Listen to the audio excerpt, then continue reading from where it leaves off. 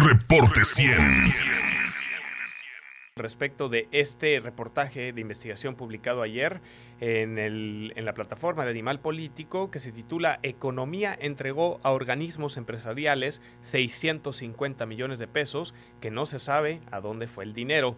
El dinero fue entregado durante el sexenio de Enrique Peña Nieto con convenios sin licitación a través de intermediarios y no directamente a los beneficiarios. Y este reportaje lo publica ayer y hoy da continuidad al tema el periodista de investigación Arturo Ángel, a quien le agradezco mucho que nos tome la llamada esta mañana. Arturo, ¿cómo estás? Buenos días. Hola, ¿cómo están? Muy buenos días, ¿no? Un placer estar con ustedes. Arturo, pues estuvimos ya comentando con el auditorio desde ayer, cuando salió publicado este reportaje que documentas muy completo acerca de pues una presunta trama de corrupción a través de este Instituto Nacional del Emprendedor, adscrito a la Secretaría de Economía, que ya no existe, que desapareció la actual administración federal. Cuéntanos qué fue lo que encontraste. Sí, bueno, lo que encontramos es que el día de hoy, y como resultado también del trabajo que ha hecho la Auditoría Superior de la Federación, hasta la fecha, pues hay más de 600 millones de pesos de recursos que fueron pues manejados por este Instituto Nacional del Emprendedor, sustancialmente a través de este fondo que se llamaba Fondo Nacional del Emprendedor, que no hay certeza de dónde terminaron, ¿no? Porque de acuerdo a lo que se ha dicho en auditorías a lo largo de los años sobre estos recursos, pues aunque hay papeles o hay alguna evidencia que señala que cómo se habían manejado desde el punto de vista de los auditores, pues este recurso no está aprobado, ¿no?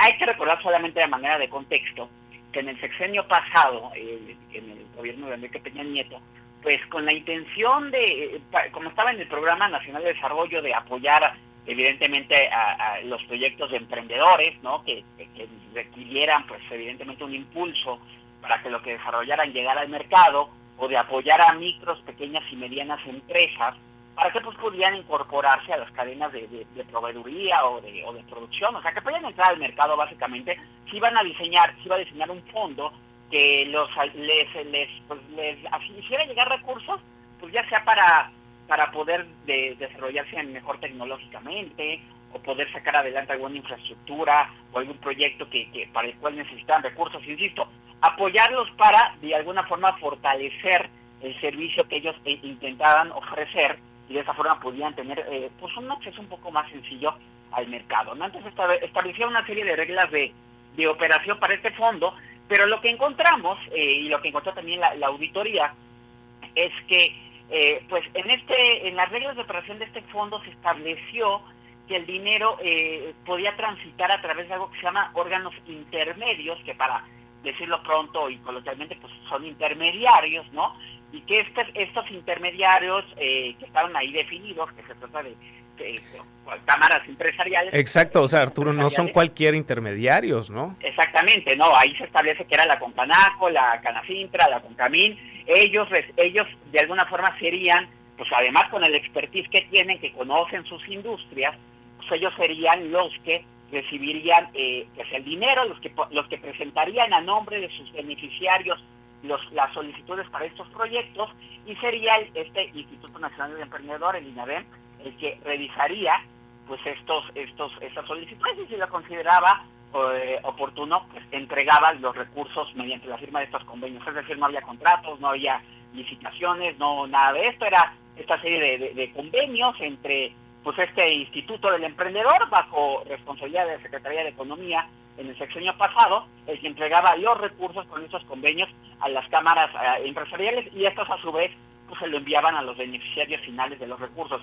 Lo que se encontró, de parte por ejemplo de la auditoría, es que en muchos pues de estos asuntos, de estos convenios, de este dinero que recibían cámaras empresariales, pues no hay una certeza documental de que realmente el dinero terminó en lo que se dijo que se iba a desarrollar en los proyectos, porque pues lo que la auditoría señala es que pues sí, se tiraron, hay facturas, ¿no? Por ejemplo, por pagos de estos servicios, pero no hay como la certeza de que esa factura realmente ampare un servicio que se haya llevado a cabo, o hay servicios que se hacen pero no está claro o que esos servicios realmente se hicieran con el dinero de estos proyectos. Y luego además nosotros encontramos, y estuvimos investigando, hay una denuncia que se presentó ya en la Fiscalía General de la República, que ha dado pie a la apertura de una carpeta de investigación, pues donde se señala que, por ejemplo, en el caso de la Concamín, que fueron, la Concamín pues firmó varios de estos convenios ya unos meses de que acabara el gobierno de Peña Nieto con ese instituto, ¿no?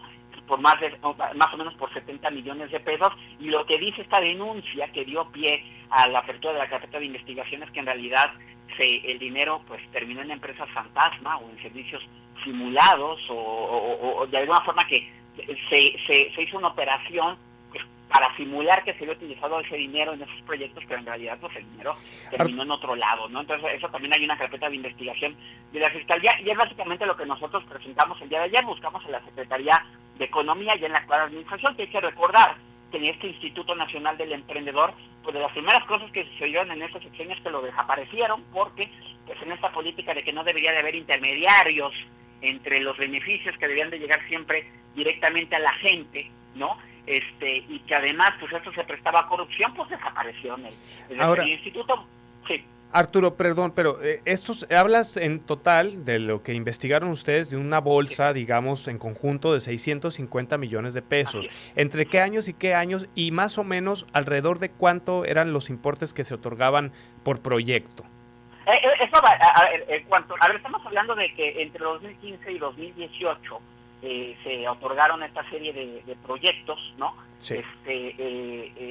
Evidentemente estamos hablando del sexenio de Peña Nieto, ¿sabes? La gestión cuando estaba en la Secretaría de Economía de Alfonso Guajardo, que además hay que recordar que recientemente lo vincularon a proceso por enriquecimiento ilícito, y sostiene que es inocente, y que es diputado, ¿no?, federal electo, además, ¿no? Exactamente, va a tener próximamente la protección del fuero, ¿no? Los convenios, estamos hablando más de 200 convenios, es decir, algunos eran pues por algunos miles de pesos por apoyos de alguna forma, pensando en empresas pues no tan altos, pero otros llegaban a ser pues del orden de los 30 millones de pesos o 40 millones de pesos, como era uno de estos de Concamín, que fueron denunciados en la Fiscalía General de la República. Es decir, en realidad variaba mucho, dependiendo del tipo de proyecto, el monto que se asignaba en estos convenios. Estamos hablando de que se trata pues de más de 200 convenios y que llegaron, insisto, se operaron de esta forma. Lo que nos dice actualmente la Secretaría de Economía es que ellos no han validado que el dinero se utilizó correctamente. Ellos emprendieron un proceso de evaluación de los recursos, de cómo se gastaron, y hasta el día de hoy continúan con sus revisiones, y ellos no han dado luz verde de que el dinero se gastó correctamente. Coincide con la propia Concamín nos dijo. Oye, la Concamín, además, déjame decirlo, sí nos reconoció que hubo ahí alguna cuestión inusual, porque estos proyectos pues lo solicitó un director que ya no labora en la Concamín, que no tuvo conocimiento del presidente de esta Cámara, pero ellos sostienen que pues se entregó la documentación, y que los servicios se realizaron. Claro. Aunque en efecto la Concamín también reconoce que no han recibido... Aunque pudieron ser simulados, pues, ¿no? Tú puedes comprobar pues que se hayan efectuado estos recursos, aunque puede ser simulado. Es una cosa muy interesante, o sea, hay casos como la estafa maestra o casos como desvíos en Chiapas, donde pues siempre ha habido estos entregables, pero cuando se investigan a los entregables, pues muchas veces los entregables se fabrican, ¿saben? O sea, que hay unos... No, pues es que, Arturo, acuérdate que aquí tenemos el caso de Telemax, pues, y que ustedes han documentado muy puntualmente acerca de cómo se simuló para comprobar ese desvío de recursos. Exactamente, entonces muchas veces pues, las autoridades, en este caso las del gobierno pasado, pues se defienden diciendo, no, pues se entregaron ahí, hay presentaciones de PowerPoint, hay listas de asistencia, pero muchas veces lo que hace, por ejemplo, hincapié en la auditoría es, yo no tengo claro que eso tenga que ver con el proyecto que se realizó, o compruébame lo que costó, en fin, ese tipo de cosas, sí, lamentablemente se desarrollaron en los últimos años, y eso evidentemente pasó en muchos gobiernos, pues prácticamente industrias dedicadas a crear los entregables, ¿no? Para burlar estas comprobaciones, sobre todo en el papel, ¿no? Ya lo que pasa cuando tú vas al terreno es que luego te encuentras con empresas que no podían haber hecho lo que dicen que hicieron, y es ahí donde surgen los grandes cuestionamientos. Entonces creo que es un tema interesante, pues porque estamos hablando de dinero que evidentemente sí necesitaban las pequeñas, micros y empresas y los emprendedores, y bueno, Claro, estamos pues, hablando en un país donde es difícil luego muchas veces pues que lanzar estos proyectos. oye, Arturo, pues claro, pues es que ama Layón recibir 30 millones de pesos en un proyecto de emprendimiento, ¿no? Pero ahora, en la parte política, me gustaría preguntarte, pues sí, y Delfonso Guajardo como secretario de Economía durante este periodo en el cual se hicieron estas transferencias a través de este programa de apoyos, pero ¿quién era el titular de este Instituto Nacional del Emprendedor? Sí, el titular del Instituto Nacional del Emprendedor en la gestión de Guajardo ahorita te doy el nombre porque si no lo tenemos en la nota, pero era un funcionario que evidentemente salió de la administración del sexenio pasado, ¿no? Aquí te lo estoy buscando. Sí. Se llama Enrique Edgardo Jacob Rocha, era el presidente del Instituto Nacional del Emprendedor. Él ya no es funcionario público. Lo que pasa es que evidentemente el Instituto Nacional del Emprendedor se acaba, ¿no? Lo que sí te puedo comentar es que, por ejemplo, el que era director jurídico de ese mismo Instituto Nacional del Emprendedor, que tiene un nombre que se llama Carlos Magno, y el nombre lo toma a la mente, pues, sí, bastante peculiar, ¿no? Con K, ¿verdad? Con K. Exactamente, con K. Él sigue siendo funcionario, por ejemplo, ahora de la Unidad de Desarrollo Productivo de la actual Secretaría de Hacienda, que por cierto es la unidad que está a cargo de verificar estos proyectos, ¿no? Entonces, creo que es un dato interesante porque pues, tenemos un... O sea, ahora es juez y parte. Exactamente, entonces por ahí también vería, a ver, el Secretaría de Economía no nos está diciendo que se haya hecho bien el trabajo. Dicen que para ellos no está aprobado hasta el día de hoy que eso se hizo bien. Ellos tienen su proceso de seguimiento y habrá que esperar lo que ellos determinen. También reconocen que hay observaciones de la Auditoría Superior de la Federación, que ellos ya entregaron información. Hasta el día de hoy para la auditoría ese dinero no está comprobado, esa es una realidad, y es dinero que o se comprueba o tiene que ser devuelto, pero será interesante conocer en algún momento pues el resultado de la propia auditoría que haga la actual Secretaría de Economía, porque como nos decía, creo que con Camille no les faltaba razón, pues también ya pasaron 2-3 años y no nos han dicho pues qué irregularidades hay, y la auditoría también hacía énfasis en que la Secretaría de Economía se ha tardado mucho en cumplir su obligación de ellos mismos acabar de revisar en los proyectos y determinar si hubo irregularidades o no, porque ellos también estarían obligados a actuar a través de denuncias internas, ¿no? Entonces yo creo que aquí hay una mezcla interesante de hechos del pasado con actuaciones del presente, evidentemente, y creo que va a ser interesante seguir este caso. Ahora, Arturo, y para ir cerrando esta intervención, y que te agradezco mucho, Ildefonso Guajardo tiene carpetas abiertas de investigación por posibles delitos fiscales, malos manejos y corrupción. En el caso, pues él tomaría protesta como diputado de la Cámara Baja de nuestro país. En septiembre, el 1 de septiembre, él estaría tomando protesta. ¿Qué pasará si él toma protesta y estas carpetas siguen en curso? ¿Se va a complicar la cosa?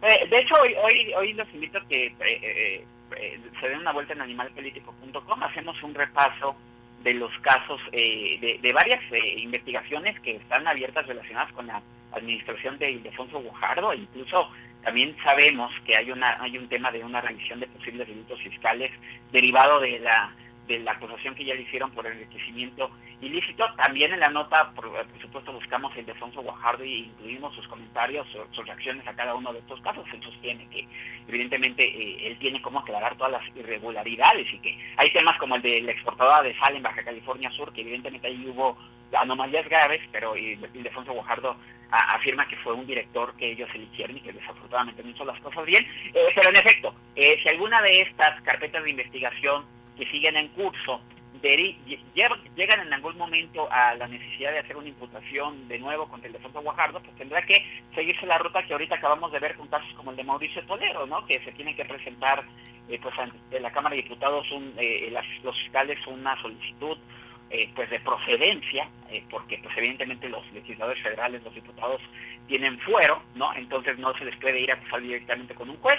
Tendrá que haber un proceso primero en el Congreso donde los fiscales, si reúnen la evidencia suficiente por este caso que estamos hablando o por cualquier otro y encuentran que hay alguna responsabilidad de Ildefonso Guajardo en esto, pues tendrían que presentar las pruebas ante el Congreso y el Congreso tendrá que decidir si ve o no factible que se puede impulsar luego, ya a través de la vía judicial, un proceso contra Ildefonso Guajardo. Entonces, evidentemente, se agrega una aduana más ahí, sí, pero y complica la situación, con los retos de que además significa que la Fiscalía primero tiene que hacer una investigación como tal.